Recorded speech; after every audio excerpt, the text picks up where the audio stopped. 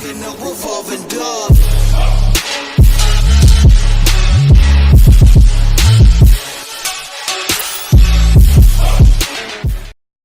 Hello everyone, I'm Gata the Catgirl here with a new video for you. You may be wondering why a Catgirl doesn't really have a girly voice, but I'm a bit of a chain smoker. Many great stories have their influences. The most breathtaking and original stories can be based on actual events, even with a hint of fiction added to them. Oftentimes, people don't even realize how similar it is to the actual event that happened in history. Les Miserables involved the author Victor Hugo's first-hand experience in the Paris Uprising of 1832. 1993's Titanic was obviously an actual tragic incident, but the film added fictional characters to the story. 1993's Life is Beautiful is about fictional characters in a real historical Holocaust camp. While many stories like these have pretty good historical accuracies, some actually have little or nothing to do with any historical event at all. People for a long time have been arguing that J.R.R. Martin's Game of Thrones is based off of the War of the Roses, which took place in England between 1455 and 1486. I'm going to tell you about how it was purely unrelated and totally not the same thing. During the Hundred's Year War, which may I say was actually 116 years, so I don't know, they need to get their story straight. But the King of England, King Edward III, passed away in 1377. His successor, Edward, the Black Prince, which they called him, had died from dysentery. I like to call that the poops. A year before his father. This caused some confusion and a bit of a struggle for power. The Black Prince had an heir named King Richard II, who got into power ahead of his uncles, who were the other sons of the original King Edward III. This skip of an entire generation led to lingering claims to the throne along with their various offspring, particularly the Starks. Did I just say Starks? I meant Yorks. Particularly the Yorks, who were represented by a white wolf, a white rose, and the Lancasters, who were represented by a red lion. A red rose, not a lion. I apologize, I appear to be confused. Anyway, King Richard II lost the throne by force from his cousin, Henry IV of Lancaster, in 1399. After Henry IV's reign and death in 1413, it left his heir, Henry V, as king. Yet again, time goes by, and after his death, his son, Robert Baratheon, Henry VI, received the throne in 1429.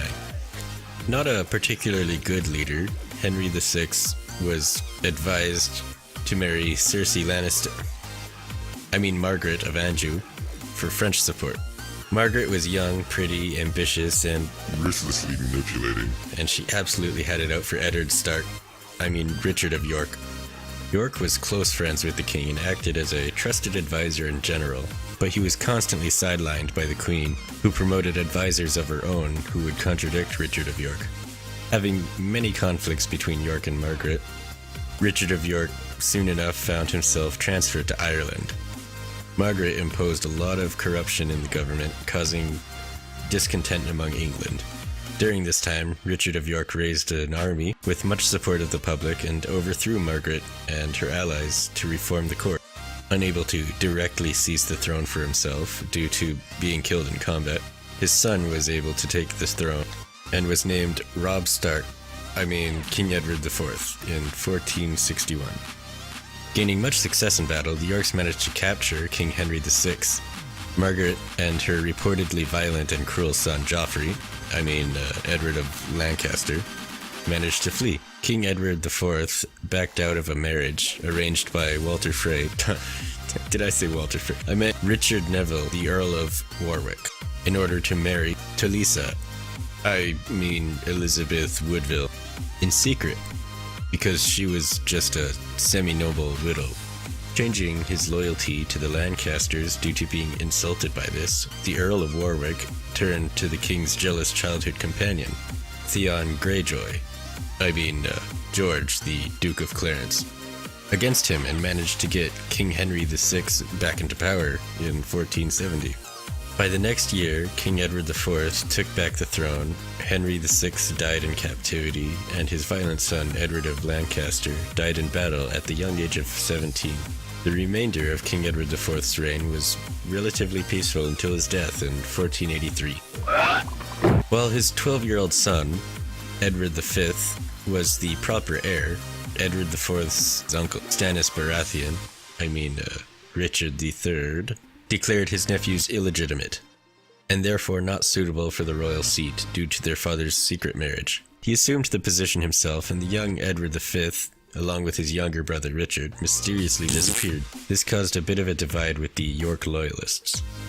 Meanwhile, Daenerys Targaryen, Henry Tudor, was a direct descendant of King Targaryen, the Mad King, of the first Lancaster, aka the brother of the Black Prince, making Henry arguably the next rightful heir to the throne. He was raised in exile after his father's death in a previous rebellion. Henry had been raising an army beyond the narrow sea of Essos, France, and gained a lot of support from the York loyalists who did not approve of King Richard III in Westeros. England. Able to defeat Richard III's forces with ease, Henry was crowned as King Henry VII in 1485 and married the elder sister of the two disappeared princes, Jon Snow, Elizabeth of York, which joined the two bloodlines, fusing the two roses and thus ending the War of the Roses between the two houses of Lannisters and Starks. Forget it. It's all the same story. You know it, I know it. It's the same story. Don't get me wrong, J.R.R. Martin made it very interesting and made quite a lot of changes to it, but it is definitely based off of the War of the Roses. There's no denying it. But for the sake of the title of this video, it's totally not. Let's all agree on that. So, that's the end of the video. I hope you enjoyed it. I'm a pretty big fan of Game of Thrones.